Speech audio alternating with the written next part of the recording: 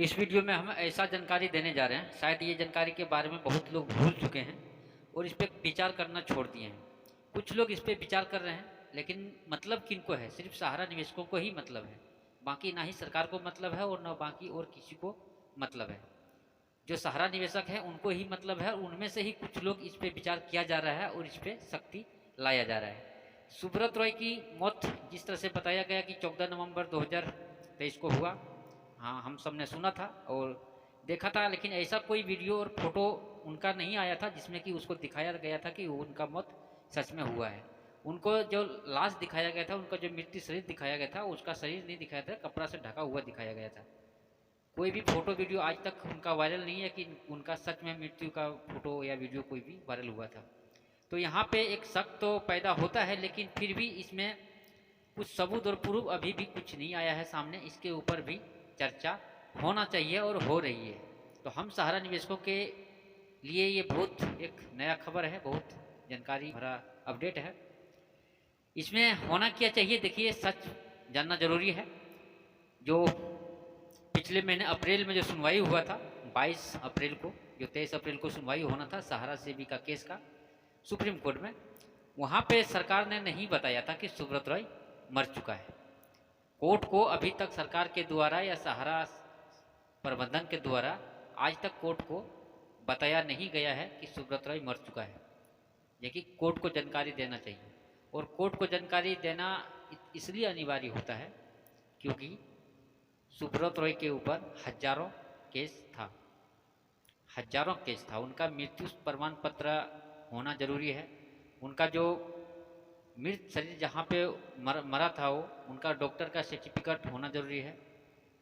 उनका वीडियो कुछ होना जरूरी है। उनके बहुत सारे ऐसे सबूत जरूरी है जो कि वायरल होना चाहिए। हम जो 13 करोड़ निवेशक है इनको भी दिखाना जरूरी होता है और कोर्ट को भी दिखाना जरूरी होता है, क्योंकि हम सबका कर्जा भी लेके वो रखा है, हम सबका पैसा भी वो रखा था, और कोर्ट केस भी वहाँ उनका चल रहा है पिछले 10-12 साल से, और पैरोल पे है। आपको पता है कि वो जेल में रहा था कुछ दिन, और जेल से निकलने के बाद वो उनकी माँ की मृत्यु जो हुई थी तो उसमें वो था, और कुछ पैसा जमा पैसे पे वो बाहर में रह रहे थे। यानी बाहर वो जेल से बाहर जो रहे सुब्रत राय आज तक, जो 2014 या 15 में ऐसे निकला था जेल से, उसके बाद जो जेल से निकले वो जेल से बाहर ही रहा, और जब भी उनका जब कुछ सुनवाई होना था तो वो पैसे पे ही सारा काम करता था। और जैसे जैसे बीजेपी का सरकार आई, दोबारा फिर आई 2019 में, तो जड़ से ही उनका मतलब नामो निशान ही मिट गया। मतलब बिना जेल गए और बिना कुछ किए उनका केस मिट गया। तो ये समझ सकते हैं कि हम निवेशकों के साथ सरकार का क्या नज़रिया है, क्या हम 65 करोड़ जो हम लोग गरीब लोग हैं, इनके लिए सरकार किस तरह से ध्यान दे रही है, ये एक सोचने वाली बात है। सरकार को, कोर्ट को भी बताना चाहिए सरकार को। सरकार की जिम्मेदारी बनती है, सारी जिम्मेदारी सरकार की बनती है क्योंकि वो सत्ता में है। उनके ऊपर जवाबदेही आती है कि कोर्ट को भी वो बताए, और सहारा प्रबंधन और सरकार दोनों की इसमें जिम्मेदारी बनती है। तो बहुत ऐसे जानकारी है जो नहीं बताया गया है, कोर्ट को नहीं बताया गया, हम लोग को नहीं बताया गया। इसमें कहीं ना कहीं एक शक पैदा होता है कि आखिर के उनका जो मृत शरीर है उसका सर्टिफिकेट कुछ क्यों नहीं वायरल किया गया, यानी कि उनका जो मृत्यु प्रमाण पत्र होता है उसको भी वायरल करना चाहिए। अगर नहीं होता है, क्योंकि उनके ऊपर एफआईआर था, बहुत सारे उनके ऊपर केस था, इसलिए उनका पूरा डाटा मृत्यु का, उनका पूरा बायोडाटा, उनका जो मर गया उनका पूरा बायोडाटा, वीडियोस, फुटेज, हर चीज़ उनका सार्वजनिक करना चाहिए था। अगर नहीं किया गया तो कहीं ना कहीं इसमें जो वहाँ के जिस हॉस्पिटल में वो मरे थे, कोकिलाबेन अस्पताल में, आपको आपने सुना होगा, वो मैंने भी बताया था वीडियो बना के उस टाइम में।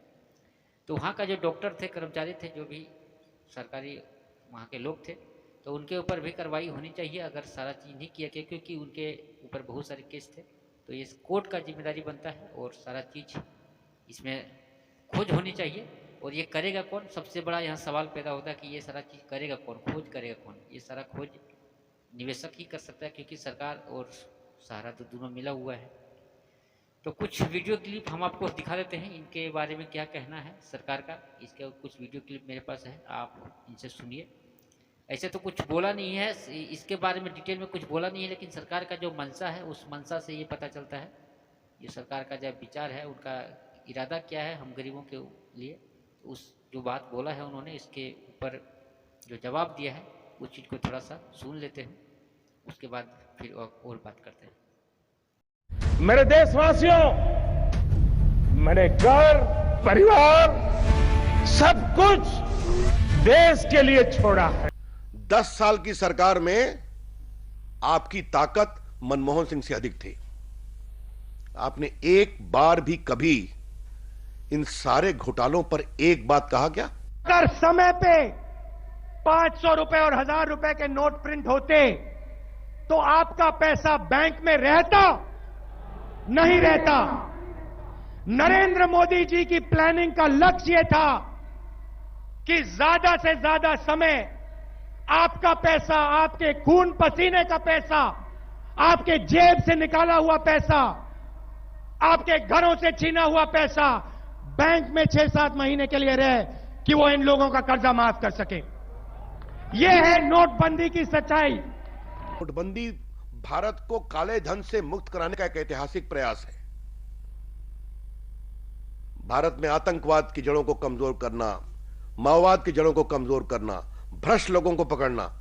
और मुझे बहुत गर्व है अपने प्रधानमंत्री पर, जितनी सख्ती से काले धन के खिलाफ रोज कार्रवाई हो रही है। आप देख रहे हैं, आज भी हुई है। इनकम टैक्स को पूरी छूट दी गई है। हारे हुए हताश राहुल गांधी अपने गुस्से में बेबुनियाद आरोप लगा रहे हैं। 30 अक्टूबर 2013 2.5 करोड़ रुपया नरेंद्र मोदी जी को दिया गया।